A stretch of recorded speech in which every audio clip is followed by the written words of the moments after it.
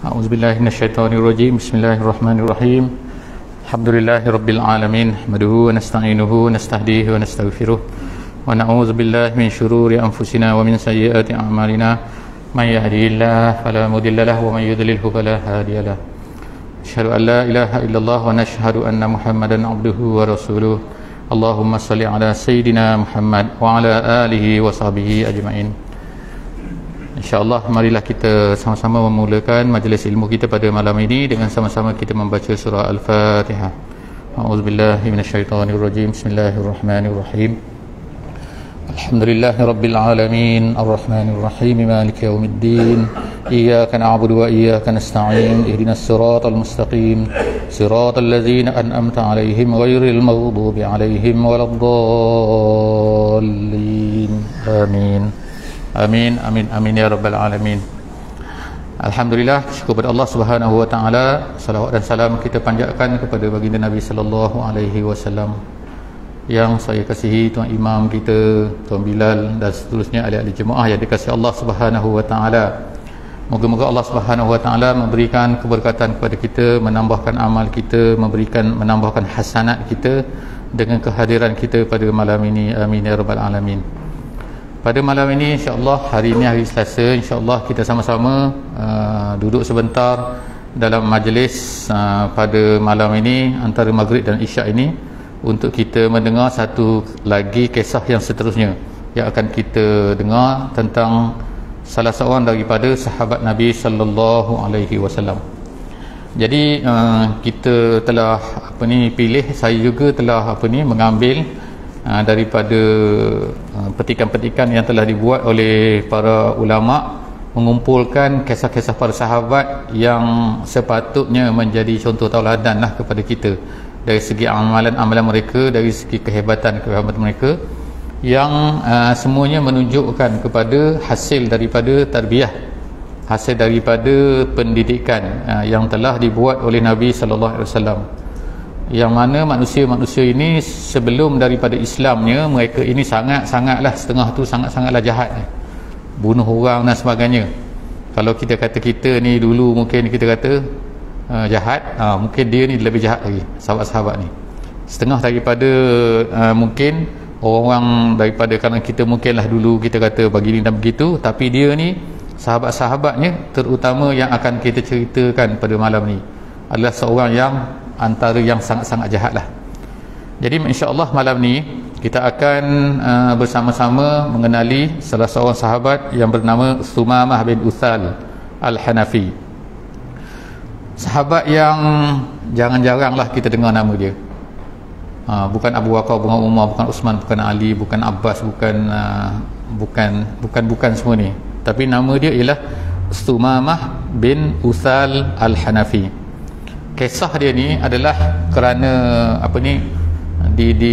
diletakkan ke depan, walaupun dia ni adalah salah seorang sahabat yang lambat masuk Islam, bukannya awal-awal masuk Islam. Dia ni telah masuk Islam, dikatakan oleh para ulama sirah ialah pada tahun yang ke-6, pada tahun yang ke-6 hijrah Nabi sallallahu alaihi wasallam. Artinya dia hanya sempat bersama dengan Nabi kita sallallahu alaihi wasallam selama 4 tahun sahaja, 4 sahaja. Itu pun bagaimana kisahnya, tidaklah dia ni bersama-sama masanya lama dengan Nabi sallallahu alaihi wasallam, kerana dia tinggal jauh daripada tempat Nabi. Kita kalau kita tengok tanah Arab lah, Arab Saudi lah sekarang ni, kalau disebut dulu tanah Arab ni ialah termasuklah dalam tu Arab Saudi, Yaman, Bahrain, Qatar, apa lagi Kuwait, dan juga Emirat Arab Bersatu dan juga Oman. Semua zaman dulu tu itu dipanggil sebagai tanah Arab, dipanggil Jazirah Arabiyah, semenanjung tanah Arab, termasuk negara-negara tersebut. Jadi pada zaman tersebut tanah Arab ni terbagi kepada dua belah, satu sebelah kanan, satu sebelah kiri, ataupun satu sebelah timur, satu sebelah barat. Nabi kita sallallahu alaihi wasallam sebelah barat. Sebelah barat ni nama dia Hijaz. Hijaz ni termasuklah Madinah dan juga Makkah Al-Mukarramah, sematuk juga Taif. Itu nama dia Hijaz. Yang sebelah satu lagi ni, kalau zaman moden ni nama dia Riyadh dan sebagainya, itulah kawasan-kawasan tu, Riyadh dan lain-lain lah, Bahrain. Kawasan-kawasan tu, kawasan sebelah timur ni, kawasan Riyadh ataupun dipanggil pada zaman tu sebagai Najd. Jadi kalau dalam hadis-hadis Nabi SAW, kita akan banyak jumpa perkataan ni, iaitu An-Najdu ni maksudnya ialah orang-orang yang tinggal di sebelah timur tanah Arab ni. Mereka ni ada satu kabilah yang besar. Kabilah ni nama dia adalah kabilah Hanafi, nama dia Hanafi ataupun Bani Hanifah. Orang-orang dia dipanggil Hanafi. Bani itu nama dia Bani Hanifah. Dia ni sangat besar. Kumpulan dia ramai, orang dia ramai dan sebagainya.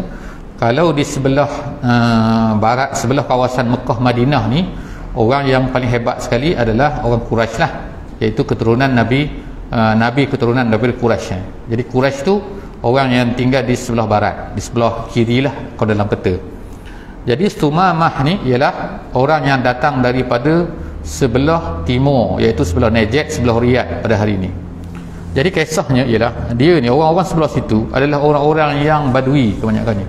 Mereka ni hidup makna berpindah randah dan sebagainya.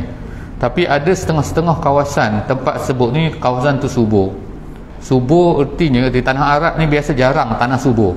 Tapi ada satu kawasan di Najd tu, kawasan tu subur. Kawasan subur tu diduduki oleh Bani Hanifah ni, Bani Hanifah. Jadi kita akan tengoklah bagaimana keadaan Bani Hanifah selepas daripada ni, cerita Sumamah bin Uthal ni. Jadi disebut sebagai Al-Hanafi. Kalau mazhab tu ada satu mazhab nama mazhab Hanafi. Itu jadi dikatakan mana kabilah Abu Hanifah ni pengasas kepada mazhab Hanafi ni berasal daripada kawasan ni.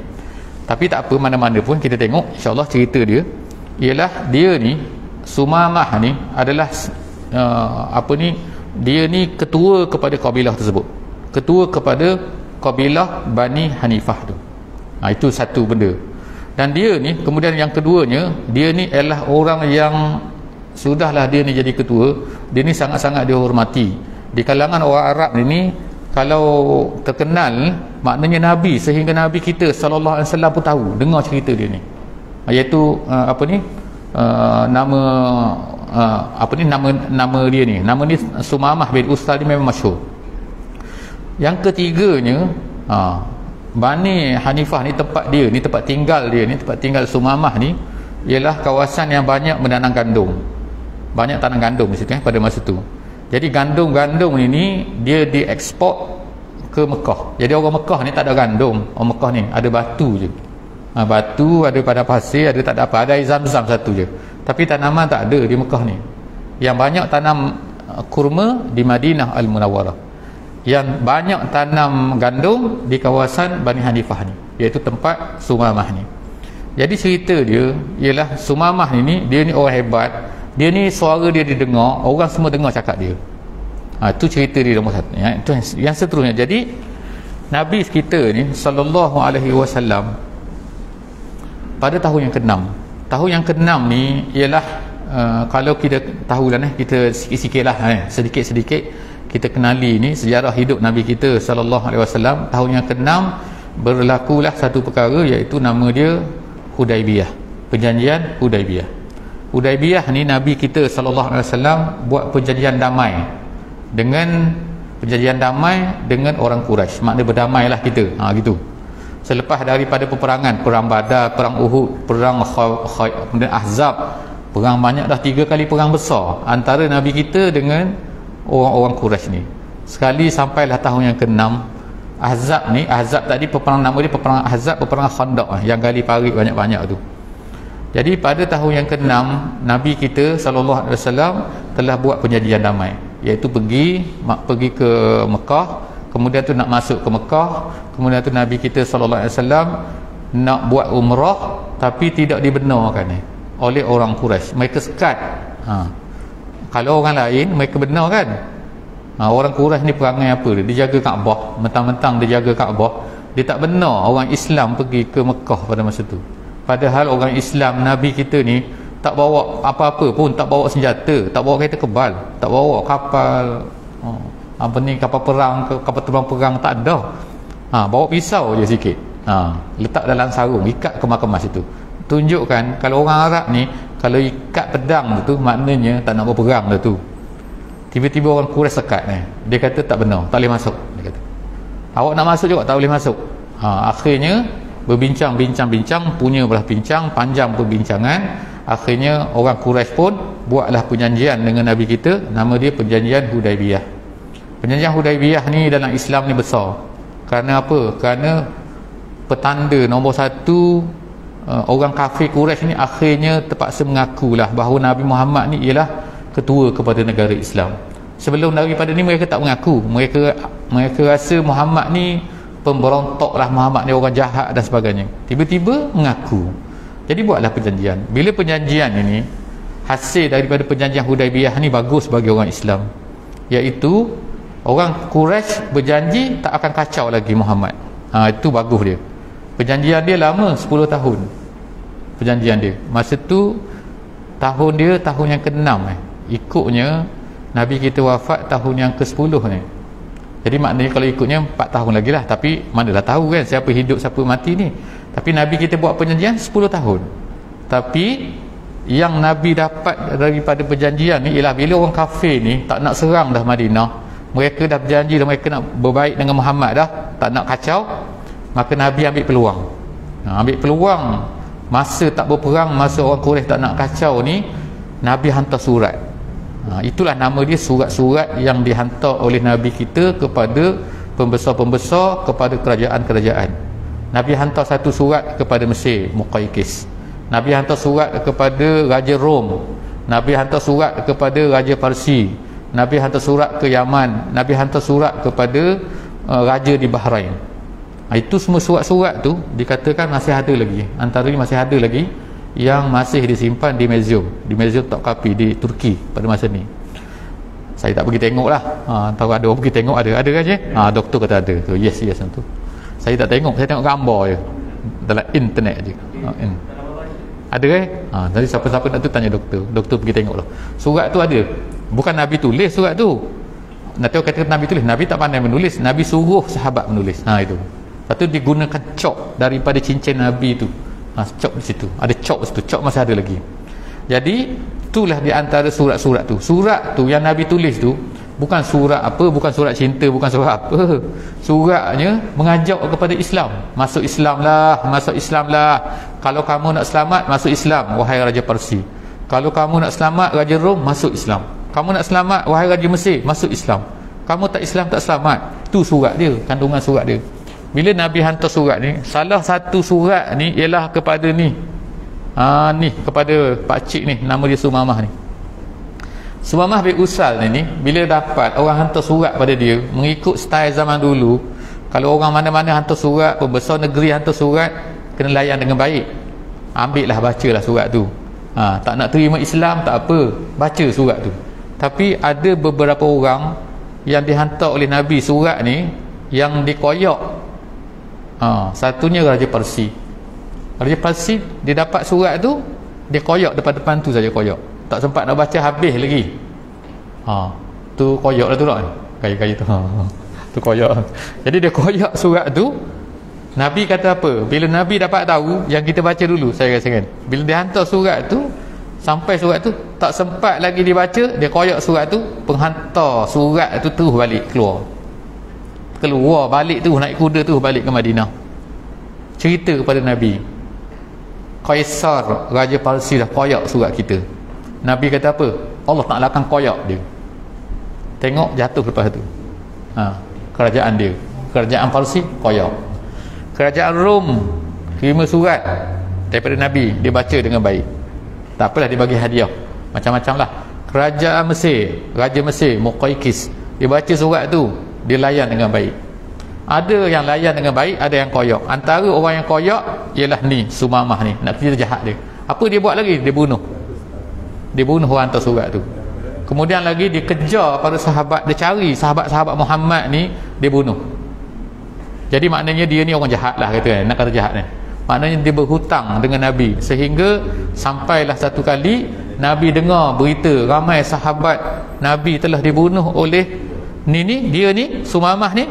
Maka Nabi kata halal darah dia sekarang. Sebab apa? Dia dah bunuh ramai orang Islam. sekarang aku halalkan darah dia, artinya siapa-siapa pergi jumpa dia nak bunuh dia, bunuh dia. Itu Sumamah. Sekali dia pun tak apalah, sekali tu dia nak pergi buat umrah. Dia bukan Islam, jangan kata dia Islam. Orang kafir Quraisy pada masa tu, orang kafir pada masa tu memang mereka ni buat umrah dan buat haji, sebab mereka mengikut ajaran Nabi Ibrahim. Jadi buat haji dan juga buat umrah. Buat haji cara dia lah, buat umrah cara dia lah. Salah satunya cara dia ialah dia talbiyah, ada talbiyah labbaik Allahumma labbaik dia. Tak macam kita juga hari ni, labbaik Allahumma labbaik labbaik la syarika lak labbaik illa syarikan lak, dia kata. Tu tengok dia tambah kan, dia ubah sikit. Maksud dia macam mana?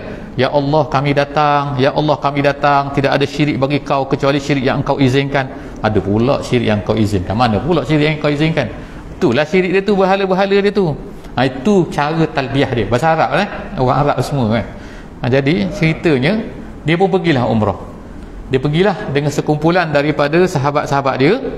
Dia tak ramai masa tu, dia pergi umrah.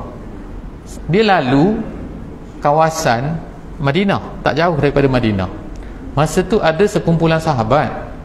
Nabi kita ni sallallahu alaihi wasallam, style dia ialah Nabi akan hantar kumpulan-kumpulan tentera, nama dia platoon lah kita kata, 40 orang macam tu lebih kurang, hantar sini hantar sini hantar sini. Nabi suruh pergi berjalan, lepas tu balik, pergi tengok padang pasir, jumpa orang, tengok sebarkan agama, macam itulah cerita dia. Kerja dia utama jumpa kabilah-kabilah mana-mana padang pasir, sebarkan agama. Kalau mereka tak nak Islam tak apa, lepas tu ajak lagi. Tiba-tiba terjumpa dengan Sumamah ni, kumpulan Sumamah yang sedang menuju ke Makkah Al-Mukarramah. Sahabat ni dia kata, setengah riwayat kata ialah nama dia Abdullah bin Allahu Akbar, Salamah nama dia. Jadi dia kata dia pergi, dia tangkap ni, dapat tawan ni, kalahkan tentera Sumamah ni. Kalau dapat tangkap, dia tak kenal ni sahabat-sahabat ni yang inilah yang Nabi hantar pergi beraya-raya ni, dia tak kenal Sumamah ni. Tapi Nabi kenal. Jadi dia tak kenal, dia tangkap Sumamah ni. Dia tangkap Sumamah, dia ikat, lepas tu dia bawa balik ke Madinah. Sampai ke Madinah, dia ikat di tiang masjid. Kita ada tiang ni, kita ikat tiang. Itu style zaman dulu lah kan. Apa-apa bawa balik, tangkap orang, letak di masjid tu. Nabi tak datang lagi. Dia dah ikat ketat lah. Dia buat macam orang biasa lah. Tak lama kemudian cerita Nabi pun datang. Nabi tengok Sumamah tu. Nabi kenal Sumamah ni, sebab dia orang besar kan, macam raja lah kita kata kan. Tengok gambar selalu kita tak tengok gambar tu kan tak kenal. Kalau kata kan, kalau Ustaz Kazim Aliyah datang tu kan tak kenal tak. Jumpa kat situ, Ustaz bila datang sini?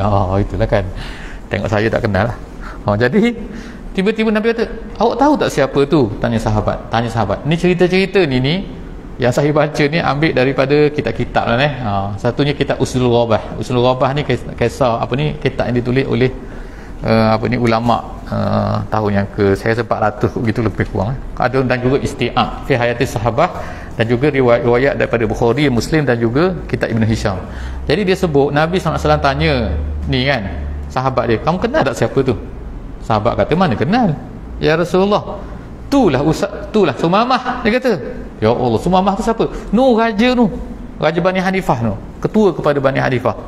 Kemudian Nabi pesan, dia kata, tolong jaga dia dengan baik, longgarkan ikatan dia, jangan kamu buat tak elok lah pada dia. Kemudian Nabi nak ceritanya baik dengan Nabi kita ni, balik ke rumah dia, Nabi pergi kepada isteri-isteri dia. Kemudian Nabi kata, wahai isteri-isteriku, ada tak makanan di rumah? Jadi Nabi pergi kepada semua rumah isteri-isteri dia, kumpulkan semua makanan. Lepas tu beri makanan tu kepada Sumamah ni. Sumamah dah start dah tadi, macam mana dia kata, nanti dia akan ada kata-kata dia, kita akan bacalah riwayat yang disebutkan tentang Sumamah ni, yang disebutkan sendiri oleh Sumamah. Sampai ni dia kata Nabi SAW pergi cari unta pula, pergi ke unta pula. Nabi cari mana ada unta yang ada susu, Nabi perah susu tu beri pula kepada dia. Jadi hebatlah, boleh minum susu, boleh makan makanan yang terbaik yang ada di rumah Nabi. Nabi pun berapa kali, kadang-kadang berbulan-bulan Nabi tak makan makanan tak Nabi makan tamar je.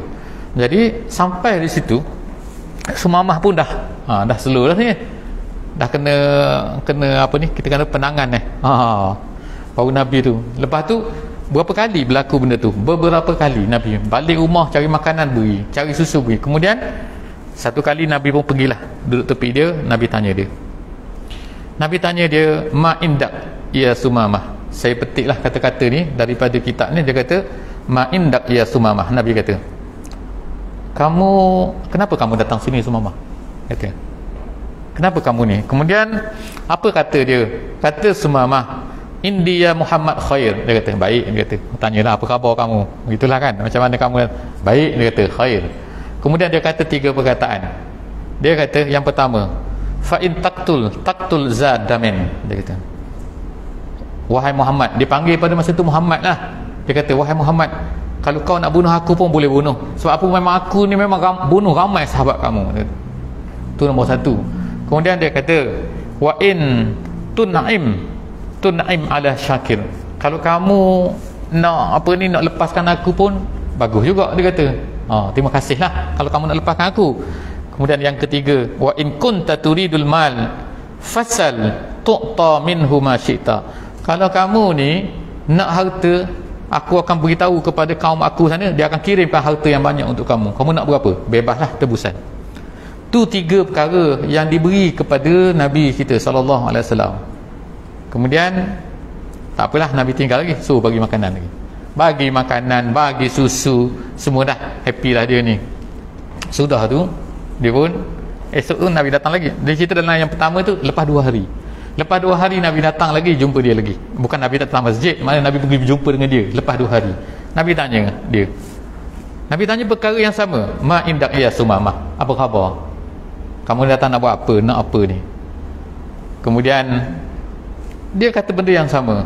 Dia kata yang pertama, aku baik. Kalau kamu nak bunuh aku pun memang aku ni layak dibunuh lah, sebab aku bunuh ramai sahabat engkau. Kalau kau nak lepaskan aku pun lepaskanlah. Kalau yang ketiga, kalau kamu nak duit, aku akan bagi duit, aku akan bagi harta. Nabi balik, Nabi lepaskan, tinggal dia macam tu je. Kali yang ketiga Nabi datang tanya dia. Nabi tanya lagi, ma indak ya Sumamah, kamu ni apa hal? Kemudian dia pun ceritalah. Dia kata, gini-gini, benda yang tadi sama je kan? Sama juga kan? Kamu nak bunuh, kamu nak nak lepaskan aku lepas, kamu nak harta, aku boleh bagi harta. Cerita pasal harta ni maknanya itulah style kan, dia panggil ransom kan. Ada tempat kita ni ada juga, ada sabah-sabah tu kan, jadi tangkap orang lepas tu. Tu orang tak berdosa, orang tak apa-apa kan. Zaman Nabi ni tu orang ransom tu, kalau kita tengok di zaman perang Badar tu ramai. Dia yang ditebus dengan harta itu kadang-kadang boleh.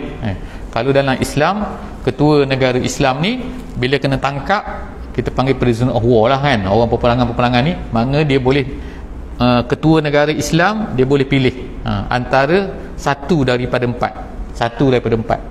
Dia boleh bunuh, dia boleh dia boleh lepaskan begitu saja, dia boleh, dia bagi tebusan pun boleh, dia memperhamba jadi hamba pun boleh. Tengoklah, dia tengok mana yang terbaik. Jadi kalau zaman Nabi dulu, masa perang Badar ni, Nabi ada yang lepaskan, ada yang kena tebus, bayar tebus, ada yang kena mengajar, cara tebusan kena mengajar, ada yang Nabi hamba tak ada pada masa tu, diperhambakan, jadi dia hamba. Kalau dalam Quraizah, masa Bani Quraizah orang Yahudi, Nabi bunuh semua. Gitu. Jadi terpulanglah. Kalau Bani An-Nadir, Bani Qainuqa, Nabi lepas semua. Keluar daripada Madinah. Tu maknanya caralah terpulang kepada Nabi. Jadi sekarang ni Sumamah ni kira tawanan lah. Tawanan dah. Jadi selepas daripada 3 kali, apa jadi? Jawapan dia sama. Lepas tu Nabi kata, ku cukup yang ketiga. Nabi kata, wahai sahabat-sahabat semua, lepaskan dia. Nabi suruh lepas macam tu je Sumamah. Dia pun dah kena lepas ni, apa dia buat ni? Dia bukan lari balik, dia pergi di Baqi', dekat kawasan Baqi' tu. Baqi' tu tak jauh daripada masjid Nabi tu, kawasan kubur lah sekarang ni, kubur Baqi' ni.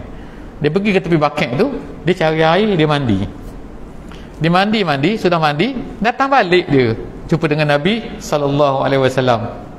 Dia kata, ya Rasulullah, dia kata, asyhadu an la ilaha illallah. Tu dia habis ni. Maknanya daripada sejahat-jahat sampailah kepada jadi orang yang paling baik. Jadi kemudian dia kata, dulu dia kata, aku ni ya Muhammad, saya baca yang dia punya kata-kata dia, ya Muhammad, wallahi ma kana ala zahril ardi wajhun abghadu ilayya min wajhik wa qad asbaha wajhuka ahabbul wujuh kulliha ilayya dulu Muhammad, muka kamu lah aku paling benci sekali. Sekarang ni muka kamu lah aku paling cintai.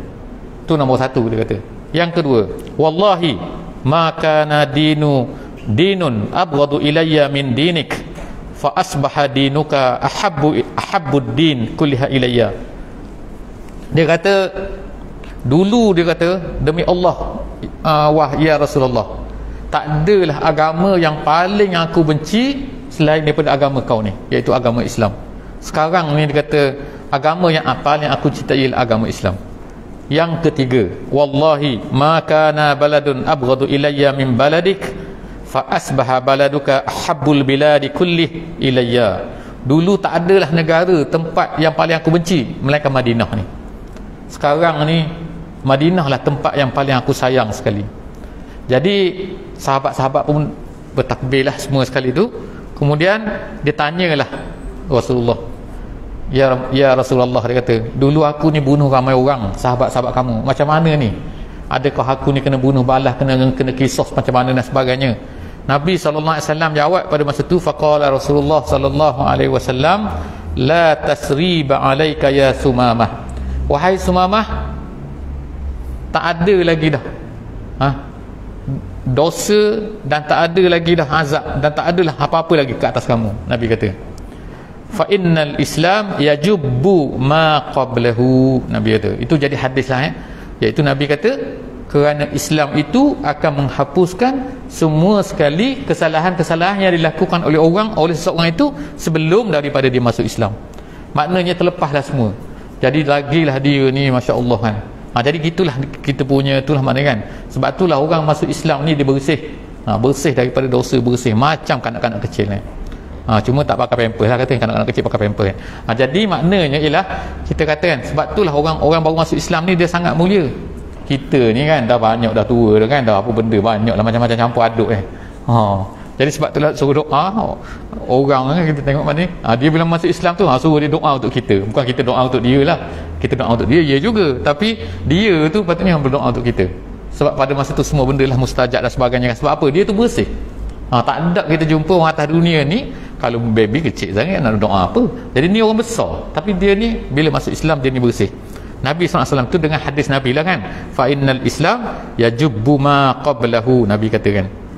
Kemudian dia selepas daripada semua ni, selesai semua ni, dah masuk Islam, dah baik, Nabi pun mengajarlah kepada dia beberapa perkara. Dia cerita, dia tak cerita dengan detail dalam kitab-kitab sirah apakah yang diajak oleh Nabi, tapi kesimpulan dia tak lama duduk situ. Kemudian dia kata kepada Nabi kita SAW, ya Rasulullah, aku ni nak sambung, nak pergi buat umrah. Ingat lagi umrah dia. Tadi tu on the way, kena tangkap. Lepas tu nak pergi umrah pula sekarang ni. Aku nak pergi umrah ya Rasulullah. Okey, Nabi kata, bagus. Cuma lepas ni awak pergi umrah ni, awak pergi buat umrah dengan cara Islam. Bukan pergi puja berhala. Plan dia asalnya dia bawa lah binatang-binatang dia nak pergi sembelih kepada berhala tu, kepada Lata, kepada Uzza, kepada Hubal, kepada Manat, semua sekali itulah. Jadi Nabi kata, kamu pergi sembelihkan Allah, kamu ikut cara Islam. Nabi pun ajar dia cara macam mana berumrah mengikut cara Islam. Dia pun pergi, dia naik unta dia, sampailah di Mekah. Orang kafir Mekah ni tak tahu cerita ni, cerita pasal dia dah masuk Islam ni. Jadi orang kafir Mekah ni ingat, fikir bahawa dia ni kafir lagi lah. Jadi mereka pun sambut lagi. Orang besar datang ni kan, menteri apa ni, raja daripada negeri ni, Riyadh ni. Jadi sambut dia talbiyah. Bila masuk tu dia talbiyah tu kan, labbaik Allahumma labbaik. Orang Arab ni pun, orang Quraisy ni tengok dengar ni kan, oh ni labbaik Allah ni bagus ni, labbaik Allah. Tengok sampai kepada poin labbaik kala syari kala baik tu, tiba-tiba lain pula bunyi dia. Labbaik kala syari kala baik, maksud dia, ya Allah, aku menyahut seruanmu dan tidak ada syirik bagimu. Orang kafir tambah, dan kecuali syirik yang engkau izinkan. Dia tak sebut perkataan tu, dia sebut sebiji macam talbiyah macam ni yang kita sebutlah pada hari ni, labbaik Allah sampai habis tu. Jadi pada masa itulah orang kafir pun startlah pelik, tanya, Sumamah, apa dah jadi pada kau ni? Mana perkataan yang kita sebut-sebut selama ni tu? Mana dia? Tak ada, dia kata, aku dah Islam dah, dia kata. Pulak dah, aku dah jadi pengikut Muhammad, dia kata. Jadi orang pun marah lah pada dia. Orang Quraisy marah kepada dia. Orang Quraisy nak serang dia. Ada seorang budak, dia cerita, Fatah, dia kata, seorang budak tu nak panah dia. Budak, tak tahu apa, budak muda lah dia kata kan. Al-Fatah ni budak muda, nak panah dia. Orang-orang tua Mekah ni marah pada dia. Awak, dia kata, ada kata-kata dia, waihak, dia kata, ata'lam man haza, kamu tahu tak siapa ni?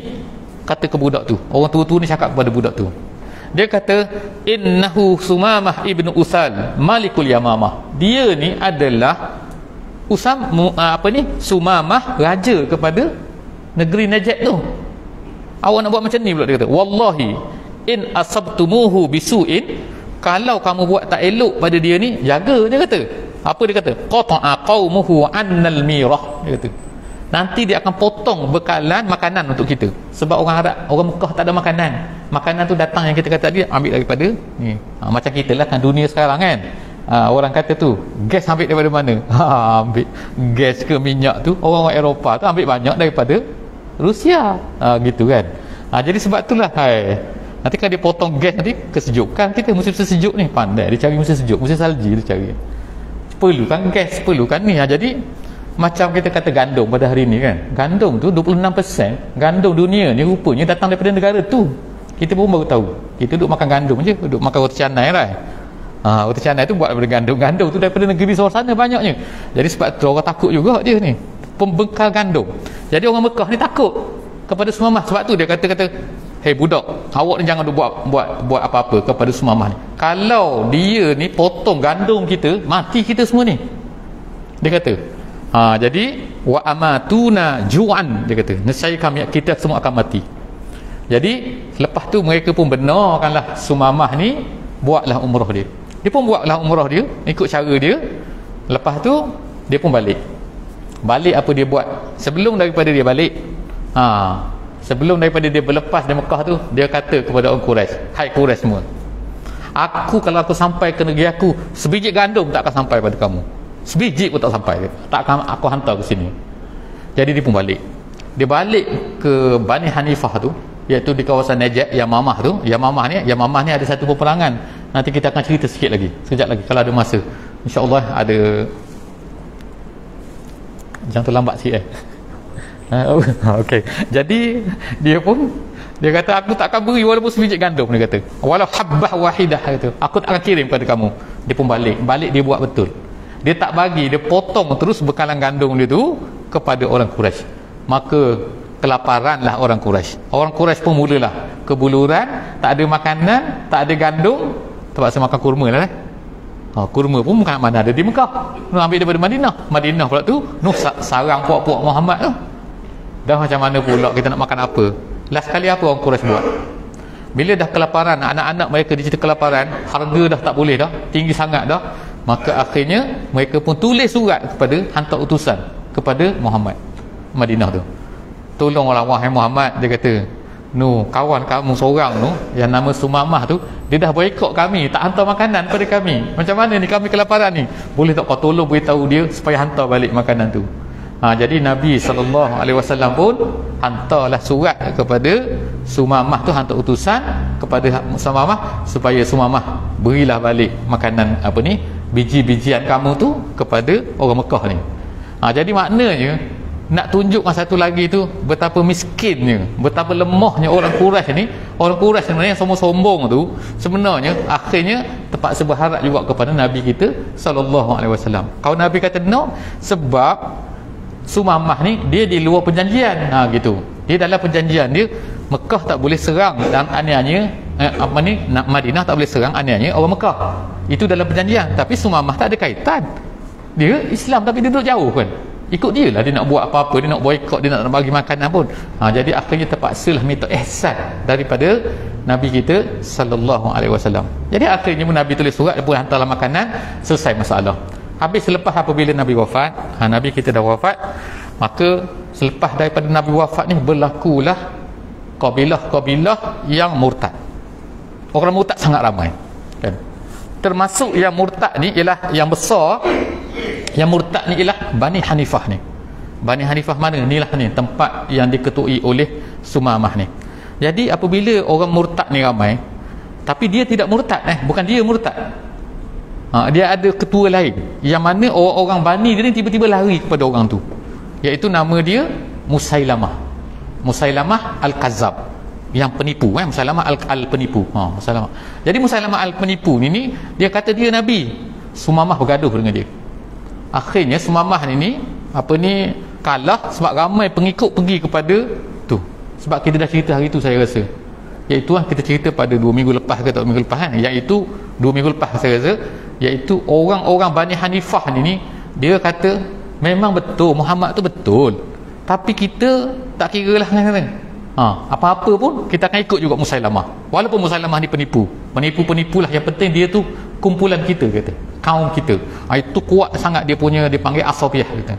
Asabiyah tu mengikut satu kumpulan tu kerana dia ni kumpulan kita, kerana dia ni bangsa kita, maka oleh kerana dia ni bangsa kita, kita mesti ikut dia walaupun dia salah. Tu jahat. Itulah Bani Hanifah ni. Jadi oleh kerana itulah maka ni Sumamah ni ceritanya dia pun lari daripada kaum dia. Dia lari, lalu dia pun dihantar oleh Sayyidina Abu Bakar untuk pergi ke pergi inilah orang-orang murtad ni. Lepas tu bila berlaku peperangan dengan Musailamah al-Kazzab yang kita cerita dulu, maka dia pun telah patah balik.